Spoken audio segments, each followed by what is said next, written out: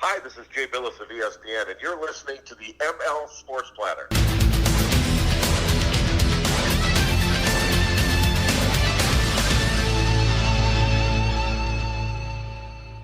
The ML Sports Platter, all over the major platforms. Go ahead and download, subscribe, leave feedback, and a 5-star review. We are brought to you by our good friends over at Welch & Company Jewelers, Rosie's Corner, Brian Comboy of Mass Mutual, New York State, and Burn Dairy. If you're in and around Central New York, go on over to Burn Dairy, grab the chocolate milk, grab all the prepared foods they have as well. They've got a great selection of beer, a great selection of desserts, and everything homemade, everything fresh, donuts in the morning, you name it. Go head on over to Burn Dairy, all over Central New York. So I'm going to preview, for the next half hour or so, I'm going to preview the Syracuse basketball season. First things first, I think that there's a couple of really quick things that jump off the page as far as prepping for this basketball season on the Hill. Number one is, I think this team has the potential to be really, really good. And I know that you can say that every year with them getting quality recruits and the coaching staff getting better as the season goes on, the noise that they make once they get to March, if they get to March, which they always seem to get to March. But I think this will be a team, first of all, I think that has a lot of potential shooting. Jim Boeheim has already alluded to the fact that this could be his best shooting team ever. So we start with that. We've got, to Joe Girard, Buddy Boeheim. Buddy Boeheim should have a great year. I mean, Buddy Boeheim probably could have gotten drafted in the NBA last year just because he's such a great shooter. And then, a key transfer coming into this club, and, let's face facts here, might be the most important, really, I think, transfer in college basketball. Could be. There's a lot of guys who are switching places and all the rest, like, Fats Russell, for example, is going to Maryland from Rhode Island. But Cole Swider, I mean, this is a really, really, really solid player who can shoot and hurt you from the inside and hurt you from the outside. And I think that Swider, Buddy Boeheim, I think these guys are going to be really, really good together. I think they're going to have a ton of opportunities to, shoot the basketball. And, when you look at the rest of the roster, another thing that jumps out for this season is clearly the incredible talent and possible stardom right away out of the St. Andrews product in Benny Williams. I mean, he's a 6'8", 215-pound forward, long, lanky, just crazy great ability, so versatile, and he's going to just be inserted right in there. And Benny Williams could have a big freshman year. Could he be a one and done? Maybe. If he's a one and done and if he has a great year and he's a one and done, that's actually a good thing for Syracuse fans. I remember when a lot of people used to call my shows and they used to tell me, hey, man, I can't find a connection with these guys anymore. I pay good money for season tickets, Malachi Richardson and Tyler Lydon, they're here barely, for any time. Jeremy Grant, Tyler Ennis, guys leave after a year. I have no connection. I'm done. And it's hilarious to hear that because A, that's not how the game works. B, it's not reality. C, this is the big one. If you are a fan of college basketball, a specific college basketball team, what do you want that team to do? You want that team to do what all of your other teams do. Go as far as humanly possible in the postseason, right? I mean, that's everybody's gunning for a title. Everybody's gunning for Final Fours in college basketball, right? Like, you are. If you aren't really picked to do much in the tournament, you still could, get hot and lucky or whatever, a little bit of both, whatever, and get to the Sweet 16, and that's still a very, very, very, very, very, very good year. It's crazy to think that fans wouldn't want guys to have amazing freshman seasons because that means your team is going to be better, which is going to propel you into an opportunity, perhaps, that you're going to have a great postseason as well. So that whole take is just garbage. But Benny Williams jumps off the page. He is a fantastic basketball player. There's no getting around it. And then I think the third thing that kind of jumps out, right away is that I expect this team to be a bubble team, for a good long while. Now, look, I think they have the potential to be really good. I do. But I don't think they're going to blow anybody away in the ACC. I don't think they have the ability to do that. Their out-of-conference schedule, and I'll get to it in a second, I like. There's a nice balance there. You've got some old rivalry games. The ACC, I think, should be a little bit better than last year, but not by much. The conference is clearly down. It'll be behind the Big Ten. It'll be behind a lot of leagues. I don't know how many bids they'll get. Maybe they'll grow in that 6-7 territory, 8. But and you never know. I mean, now that the field's 68 teams and all that, maybe they'll get 10 by default. I don't know. But I think, that 7-8 range probably makes some sense. I think Duke, Carolina, those clubs will be a little bit better. But I don't think that the whole league will be that much better. And then another thing that jumps off the page is Jimmy Boeheim. He's transferring in from Cornell. This was, so obvious so long ago that this would happen. Ivy League had canceled their games, and, he's got the eligibility and this and that, and he's, transfers right into Syracuse as a graduate student, and voila, he's a part of Syracuse Orange basketball. So you've got, Boeheim to Boeheim, coached by Boeheim. This is a pretty... I can't imagine, first of all, what's going through Jim and Julie's minds in 21-22 right now, right? Think about this. And Carmelo Anthony was on several shows a couple weeks back, including Pardon My Take, and it was a great interview. And they brought up, a lot of Syracuse basketball stuff, clearly, because Carmelo is still really known. I know he's going to be in the Hall of Fame one day, and he's won Olympic gold, and he's been one of the great scorers in NBA history the last 2 decades. But really, you could make the argument that Carmelo Anthony is more known nationally for what he did at Syracuse in just that 1 year. Syracuse got their first title. They were on the map. They beat some teams with unbelievable NBA players. They beat, the player of the year in the national semis. Carmelo had 33 and 14 against Texas. It's probably the best performance in college basketball maybe I've seen. It might be number one, it's in the last 20 whatever years. It really might be. And to win a title, and do it, in that 1 year, have that kind of impact, it's remarkable. And he might very well be remembered more for that than anything, really. Now, during that time, Buddy Boeheim was a little tyke running around the locker room during, before, after games, went on the trips to New Orleans, etc., and the other games, venues in the NCAA tournament, Albany, Boston, etc. And it was Boston, Albany. I just think if you're Julie and Jim Boeheim, your two boys are playing on the same team and still coached by their father all these years later. Buddy Boeheim is a senior already. How did that happen? I have no idea. But what is that, 21 years old, 22? So he was like, you look back to 2002, 2003, it's 18 years ago. He was 3 years old. Running around, it must seem like yesterday and yet 100 years ago for Jim and Julie, much like a lot of life events happen. I was talking to some people the other day when I was doing OCC soccer, in that a lot of things that happen in life, weddings, high school, state championships, championships in general, big things that happen in life, big things. It seems like 2 minutes ago on one side, and then on the other side, you're like, whoa, it has been a long time, Like when you go back to like your campus, a college campus, in my case, it's St. Bonaventure, you go back and you're walking around at first and you're like, oh man, it feels just like it was yesterday when I was going to classes and I was walking across this big lawn to go play 9 holes at the campus golf course and going to the Rathskeller for wings on Thursday, or, whatever the case may be.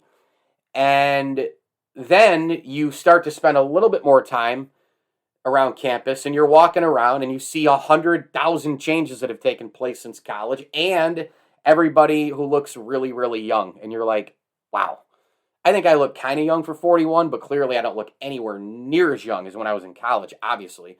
And some people do. Some people, again, that's another crazy one, right? Like aging is crazy because in a way you're like, ooh, you look just like you did then. But then when you really dive in and look and compare pictures, you're like, no, you look way younger, you know? But it's got to be kind of like that for Jim and Julie. It just has to be. I can't imagine the emotion on the court. I mean, I would just lose it if I were Julie Boeheim watching these games. And Jim, you know, he and I have had our moments. I respect the hell out of him. At the same time, I think he's a pain in the ass sometimes. But I have so much respect for him. And he one thing he is he's tough, right? I mean, he's a tough as nails dude. And he'll coach just like it's any other team. But you can't help but just before the season starts, look at this and go, holy cow, you know, this is really happening. My guy Jimmy is a graduate student. My guy Buddy is a senior, and they're on the same team, and I'm still coaching well over 40 years at Syracuse. I don't know. It's got to be just an unbelievable flood of emotion for the Boeheim family. Meanwhile, a couple of other guys to hit on here in the roster, and then I'll hit the schedule. I mean, this is a really, really important year for a couple of guys. This is the final year of Barama Sidibe. We'll see what he brings to the table. Obviously, he needs to stay healthy. The front court does worry me. For as much as I have a lot of faith in Cole Swider and I think Benny Williams could be great, we know what their place is first in the overall spectrum of SU basketball. It's can you play the 2-3 zone defense? I don't think you're going to get a lot out of John Bull Ajak. I always pronounce his name wrong. I think that's how you pronounce it. Frank Anselm is a guy who, is still very raw at center. And I don't know, I think this team is going to miss. Look, Kadari Richmond was a really, really great talent. For whatever reason, it didn't work out there. I've heard from a bunch of people up there that he was lazy. By the same token, I don't think Jim Boeheim handled the situation correctly. Not that he cares, because it's, he's ruthless in that regard. But Kadari should have played more. There's no question. And then by the same token, Syracuse still kind of sleptwalked through the regular season. It didn't matter. They go to the tournament and they show up in the Sweet 16 again, right? So it's just like, I guess at the end of the day, whatever decisions being made, whatever games you lose in February, whatever rippling of nerves and offending people that you make, you still end up in the Sweet 16. The result, I guess, is there. It speaks for itself. But I thought Richmond should have played at least a little bit more. But he's not there anymore. But I actually think the guy Syracuse is going to miss more than Kadari Richmond is Quincy Guerrier, because he was growing as a player. He was getting so much better defensively as the weeks went on. He's an inside-outside threat. He can shoot the three. But I mean, he really is an impactful player on both sides, and he can play a lot of minutes. And I just don't know if we can trust Frank Anselm in that way. I don't know if we can trust even in a freshman role. I think Benny Williams is special, but you just don't know what you're going to get out of him, coming in, as a first-year guy. In addition to that, I just don't know what in the world Jesse Edwards is going to bring to the table. The junior out of the Netherlands, he's now a junior. Excuse me. The center out of the Netherlands is now a junior, and I just don't know what he will produce. I really don't.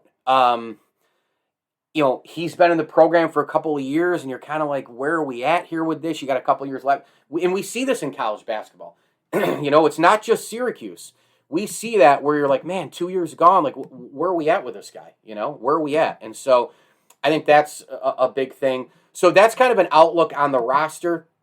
I'm going to talk about the schedule next after this message from Burn Dairy. Before sunrise, Burn Dairy and Deli is preparing to fuel your day with hot coffee, donuts, muffins, breakfast sandwiches, and other morning staples. For lunch, grab a giant deli sandwich made the way you like it, pizza, wings, wraps, or a fresh salad, plus something to wash it down. Then pick up dinner or a sweet treat and other pantry essentials. Now you can get your Burn Dairy and Deli favorites delivered with DoorDash. All day, every day, you can count on Burn Dairy and Deli. It's all good. The ML Sports Platter back with you, brought to you by Stanley Law Offices and Brian Comboy of Mass Mutual, New York State. Let's get to the schedule for this Syracuse team. First things first, I think a lot of it is going to be just like it's been the last several years. I think Syracuse is going to have some really solid wins, and they're going to have some really bad losses. I don't know where they're going to come in on both sides, but I just think that that's what's going to happen. They've got 2 exhibitions against Pace and Lemoyne. Unbelievably, as I record this, we are only, 19 days away. So I can't believe it. I really can't. It's mind-blowing how fast time goes. They got Pace on the 27th of October, and then Lemoyne on the 1st of November. That'll be a good game, the couple of games for some of the, again, newcomers. You get in, you get your minutes, yada, yada. And then the regular season happens, and they have Lafayette on the 9th of November. The 14th is Drexel. Colgate at home, a traditional situation. They've been doing that for 120 years or whatever. That'll take place on Saturday the 20th. Syracuse will win all those games. And then they go to the battle for Atlantis, which I like. This tournament, that's in the Bahamas. There's 3 games there. That's over Thanksgiving time. They play VCU on that Wednesday at Paradise Island in the Bahamas at Imperial Arena. They play that game, and then obviously, you figure out you win and lose, da-da-da, and then whoever you play after that. Then things get really, really, really fun. Syracuse will have the ACC Big Ten Challenge on November 30th, home for Indiana. That'll bring up all sorts of stuff about 87 and the like. And frankly, for that matter, just the Indiana-Syracuse lore and the programs and all that. I think Indiana's going to be a lot better than last year, too. Florida State, December 4th. That's a Saturday in Tallahassee at the Donald Tucker Center. We know that Leonard Hamilton's teams are terrific. We'll see what happens there. Then the Cuse goes to the Jimmy V Classic, Villanova, the opponent at Madison Square Garden. That'll be a blast, December 7th. December 11th at Georgetown in D.C. These are going to be tough games. Patrick Ewing's team, Jay Wright's team, they're going to be physical. They're going to be tough. Then they've got Lehigh Cornell at home. And then back to the ACC schedule at the end of December on the 29th against Georgia Tech. Then in January, they play home for Virginia, at Miami, at Wake, versus Pittsburgh, home for Pitt, home for Florida State, home for Clemson, at Duke. That's the 1st, 5th, 8th, 11th, 15th, 18th, 22nd, at Pitt, 25th, 29th, home for Wake Forest, NC State on the road, February 2nd. And then the 5th of February, Louisville, at BC on the 8th, at Virginia Tech on the 12th, home for BC on the 19th, at Notre Dame on the 22nd, home for Duke, huge crowd on the 26th, a Saturday for the month of February, 28th at North Carolina, and then one game in March on the 5th. That's home for Miami. That'll be the last day, the senior day, and all that sort of thing. So when you look at it, what do we have? 1, 2, 3, 4, 5, 6, 7, 8, 9, 10, 11, 12, 13, 14, 15, 16, 17, 18, 19, 20, 21, 22, 23, 24, 25, 28, 31. 31 games, right? I'm looking at a team that's probably going to go 19 and 12. I think that's a very realistic record. 19 and 12, 20 and 11, somewhere, 21 and 10, somewhere in that range. You could even see an 18 and 13 if they struggle out of conference, and a couple of games certainly in the ACC. But it'll be enough, and they'll get in the tournament. And then from there, nobody will want to play Syracuse. I don't see this year being any different than a lot of the past years that we've had with Syracuse basketball. I think you're going to see a season in which they'll lose a game. You're like scratching your head, like, what just happened here? How did this take place? Why did this team just lose by 15 at Wake Forest? This is ridiculous. We just beat Virginia at home and at Miami, and our ACC record is unblemished so far. We beat Florida State a few weeks ago. If those things happen, and then you lose a game like that at Wake, it'll show up on the bad loss part of the resume, and then you just go on and try to make up for it. But this team will lose, a few games. Usually in the gauntlet of college basketball, everybody does that. Everybody loses a couple of bad games. But Syracuse's out-of-conference schedule, I think, is pretty strong. VCU has traditionally had, and I know that program very well because of the A10 in St. Bonnie. Recent times they've had some really good teams. They went, you go back to Shaka Smart, they made a Final Four. They're rugged defensively. I mean, they're a very, very good defensive team. I don't think they'll be quite as good as the last few years. I think the A10, will go through Olean and St. Bonaventure. You've got Richmond is going to be right there. I think they're a tournament team. I think Dayton will be solid. A sleeper team probably is St. Joe's. But you'll see, Rhode Island loses Fats Russell. That's a big, big loss. That's a big deal. I'm not sure they're a tournament team without him. But you'll see probably, a couple, 2-3 teams in the A10 in the tournament. VCU could vie for one of those. I think St. Louis is going to be really good again. Even though they lost a couple of, a couple of big guys, they've got, I think, potential to do some real damage,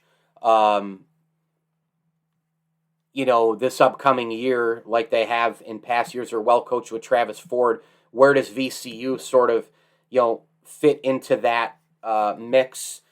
They've got Javante Perkins, coming back, which is huge.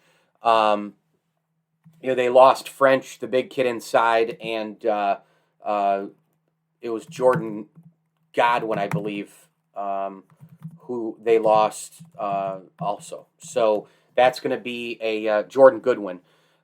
So that's going to be a couple of losses for St. Louis. I think they'll still vie for. I think they'll still vie for a tournament spot. That's still a good deep team. Can VCU get into that mix? It's possible. That's going to be a tough game for Syracuse. Neutral court. Tough defensive team. They're going to blanket the shooters. VCU knows how to attack zones, so that's going to be a tough game. They're out of conference with VCU, Indiana, Nova, Georgetown. I like it. We'll see where the other Paradise Island, Battle for Atlantis games come in. If you remember, they played in the Battle for Atlantis. When was it? 2015-16, I think it was. They won a couple of huge games. I think they beat A&M and UConn and made up for some really bad losses that year elsewhere. I think, St. John's, that was the time I think Syracuse was losing at home to St. John's. But made up for it, made the tournament, made the Final Four. Because why not? Syracuse basketball. So, again, I think it'll be a fun year. I'm looking forward to it. I think Benny Williams provides a great new spark to this program. The Boeheim thing is pretty cool. I'm intrigued by the inside guys, Anselm and Edwards. I don't think any of the other freshmen will be big impact guys. Cole Swider could arguably be the most important transfer in college basketball. I think he's a great fit for Syracuse. Jay Wright talked about it on the College Hoops Today podcast with John Rothstein in terms of just, what they're going to miss with him. And, that'll be a big loss for Villanova, but a big gain for Syracuse. And a lot of this is probably going to come down to getting a couple of those big wins in the ACC to pad the resume for sure. And then I think in addition to that is, do not lose, a lot of the toss-up games and games that you should win. If you're home for BC, you got to win that game. You're home for Wake, you got to win that game. Those kind of games you have to win. The out-of-conference slate, got to sweep it outside of those big ones that I talked about, the Lafayettes, the Colgates, the Drexels. They've got Lehigh, Cornell. You got to win all those games. Fans will be back in the Dome. It'll be exciting. Really looking forward to the season. I think Syracuse is in and around that 19-win area. I think they get in and around a 7-8 type seed. And then from there, who knows what's going to happen, but you don't want to play Cuse at that particular point. Syracuse basketball on the men's side, preview for 2021-2022. This is the ML Sports Platter. I'm Mike Lindsley. Thanks for listening. We are brought to you by our great friends at Rosie's Corner, the Vince Aguirre Consulting Group, Syracuse Fitness Store, Prestwick Golf, and Brian Comboy of Mass Mutual New York State. Tax-efficient retirement planning. Go with Brian today. Brian Comboy, he's got it together, man. I am so pumped up where we're headed financially for our future. He's got awesome plans, whether you're retiring or you're sending some youngsters to college. Brian Comboy of Mass Mutual New York State. Go with Brian today. He's the official financial advisor of the ML Sports Platter. Advisors.massmutual.com. That's advisors.massmutual.com. And you can get him on LinkedIn and Facebook as well. Hit me on Twitter at Mike L Sports, and be sure to download, subscribe to this podcast where you get podcasts on your smartphone device. Those 5-star reviews and shares and feedback, all that stuff helps an awful lot, so please keep at that. As I always tell you, enjoy the games.